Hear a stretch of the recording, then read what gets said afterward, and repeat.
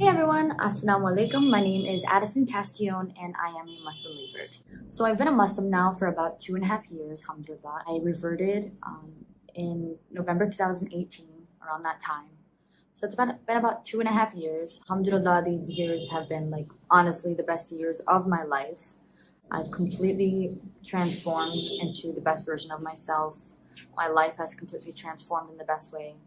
And it's just been an amazing experience for me. I actually learned about Islam through the person who is now my husband. So we met in New York City.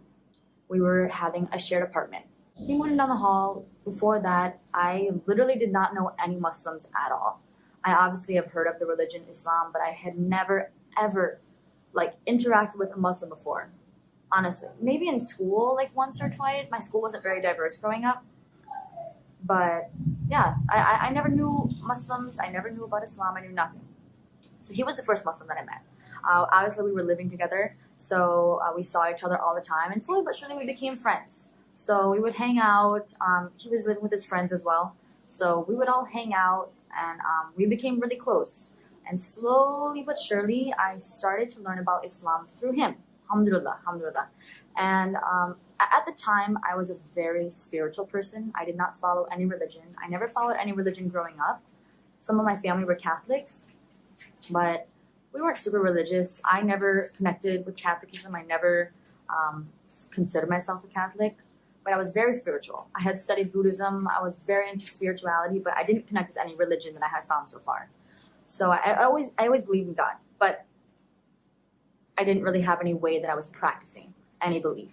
We would spend time together. We were friends, and I would see him do things like make namaz, make salah, prayer, and I would always be really interested.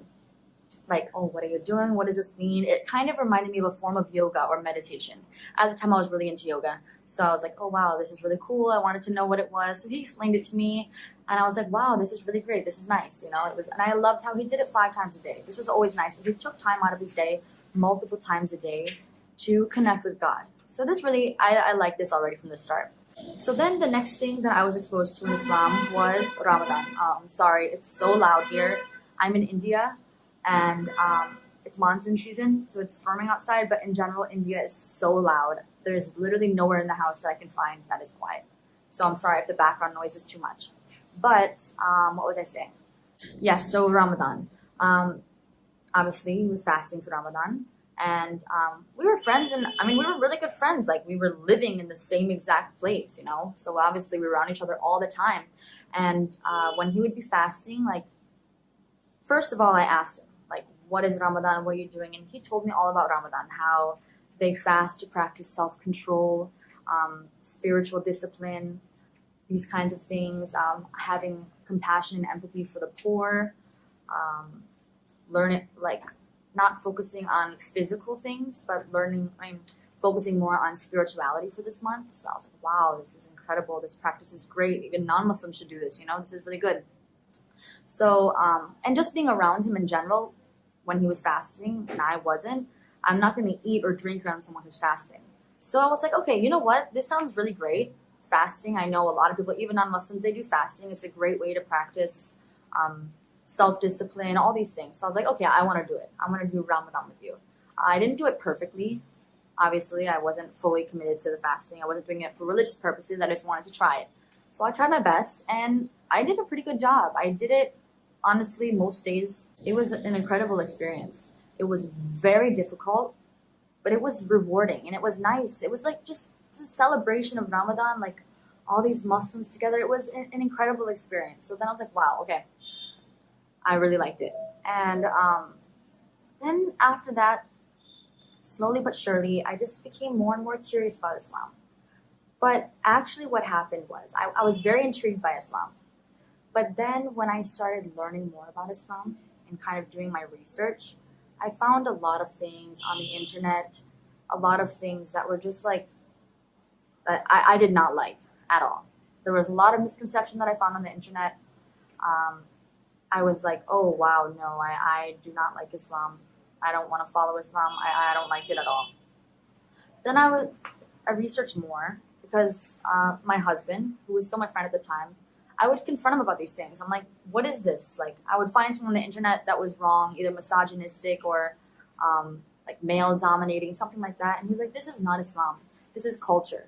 This is not the real Islam. People do this culturally. So then I was like, okay. So he would give me good sources and help me kind of learn about his Islam. He would have such a friendly approach to it that it really, his approach was so nice and not forceful and not trying to impose his beliefs on me that I was willing and wanting to learn more about it. I learned more, and then I started to realize how a lot of the things that I had found were an intertwinement of culture and religion and not the religion itself.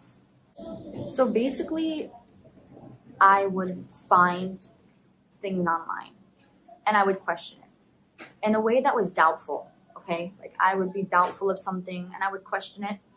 And for every single thing that I doubted or that didn't make sense to me, I would find an answer for every single thing that was logical, that had aligned with my previous beliefs, that was like everything I found was such a logical way of life. Everything. I remember like I would find something and then I'd learn the reason for it and I'm like, oh my God, wow, that makes a lot of sense. Why doesn't everyone do this? You know? Everything that I found was either peaceful, it was so empowering for women.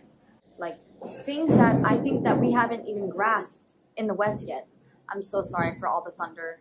It's so loud outside. It's like downpouring. It's a monsoon season. It's absolutely crazy here. But yeah, there's so many things in Islam that we haven't grasped in the West. I feel like people always put the West as this like exemplar of what people should follow in other countries. But Islam is so ahead of the West in many ways. There's so many things in Islam that people are now just starting to follow. So all of these reasons, I was just like, wow. There's a really famous saying that I like. It goes something like, doubt is the beginning, not the end of wisdom. And for me, this was the case with Islam. So through my doubt, I had initiated this want to and this desire to research Islam. I had really doubted it. And I thought for sure, like, I would find things and I would be like, no, I don't like this at all. And through that, I was able to understand and really fall in love with Islam, honestly. It's a way of life. It's a beautiful way of life. It has guidelines for every single thing in life. So it's just, I really love the structure of it. Before, I was very spiritual, as I said before, but I had no structure or way to follow or kind of show my worship to God or connect with my spirituality. I had no way to practice this in my everyday life. And Islam gave me the guidelines and the ways to do so, that in every single thing that I do, eating, sleeping, talking, the way I drive, every single thing, I can connect with my spirituality and demonstrate my faith through those actions. So, alhamdulillah, I converted. I finally took the decision. I was like full on into it. I'm like, all right, I'm ready. I'm going to convert. Oh, I also, before that, I started eating halal before I converted. I took baby steps into it, baby steps. I had been vegetarian on and off for the years before. I really, really loved meat, but I struggled being vegetarian. But there's something about the like mass production and the treatment of animals that it never resonated well with me. It never sat well with me. So when I learned about halal and how it's a conscious way of eating, you're aware of what you're putting into your body. You're aware of where your meat comes from. In order for it to be halal, it has to be treated humanely. There's it's kind of like free range, like organic. There's a whole list of standards in order for it to be halal. And all of these things, I was like, wow, this is a very conscious and a really good way of eating. I really liked the thought that I had to put it. And having dietary restrictions I think it's a good thing.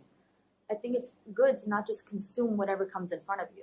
You know, to think about what you're eating, where it came from, all these things. So yeah, so I converted to Islam. Finally, I made the decision. I was full on into it.